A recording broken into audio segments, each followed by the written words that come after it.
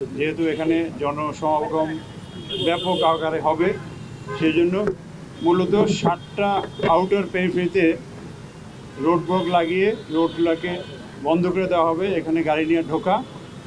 এই 7টা স্থান হলো শাহবাগ ক্রসিং, নীলক্ষেত, শহীদুল্লাহ হল crossing, high court crossing, Chankharpul crossing, Palashi crossing এবং বক্সিবাজার ক্রসিং।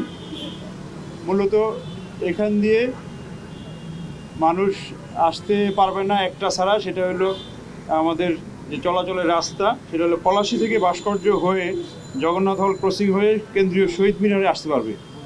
আবার এক্সিট পয়েন্ট হলো শহীদ মিনারে শ্রদ্ধা নিবেদন শেষে রমনা ক্রসিং হয়ে দোল চত্বর হয়ে অন্যদিকে বেরোতে পারবেন। এটা হলো এক্সিট পয়েন্ট। আর ব্যারিকেড পয়েন্টে আমাদের যথেষ্ট পরিমাণ ট্রাফিক পুলিশ সহ অন্যান্য পুলিশ সদস্যরা থাকবেন, বিশেষ করে ক্রাইম ডিভিশনের পুলিশ সদস্যরা থাকবেন। ব্যারিকেড পয়েন্ট যেহেতু কেউ অ্যাক্সেস না করতে পারে বা ব্যারিকেড পয়েন্ট ডিঙ্গিয়ে যেহেতু কেউ না আসতে পারে, একমাত্র পলাশী ক্রসিং ছাড়া। ক্যামেরায় ওয়াও, স্টাইল দেখাও, Xenon X21 পারলে ঠেকাও।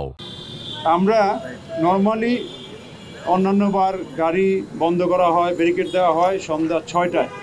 তা আমরা ঢাকা শহরের ট্রাফিক জ্যামের পরিস্থিতি বিবেচনা করে এটা পিছিয়ে নিয়ে সর্বশেষ 9টা বন্ধ হয়ে যাবে কনফার্ম, 8টা বন্ধ হতে পারে, ডিপেন্ড করবে শাহবাগ এলাকায় কোনো কিছু হলো কি না, আন্দোলন বা অবরোধ হলে জ্যাম বেড়ে যাবে, ওইটা ক্লিয়ার করে আমরা বন্ধ করবো সর্বশেষ 9টায়।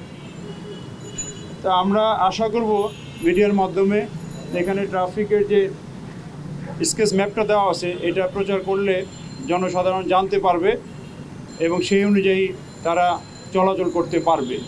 স্যার যেটা বলেছেন ইম্পর্টেন্ট পয়েন্ট, যে 12টা 1 থেকে 12টা 40 পর্যন্ত ভিভিআইপির ফুলদানের বিষয় আছে, এই সময়টা যাতে অ্যাভয়েড করে জনসাধারণ, সেটাও আপনারা বলতে পারেন। ধন্যবাদ সবাইকে। আসসালামু আলাইকুম।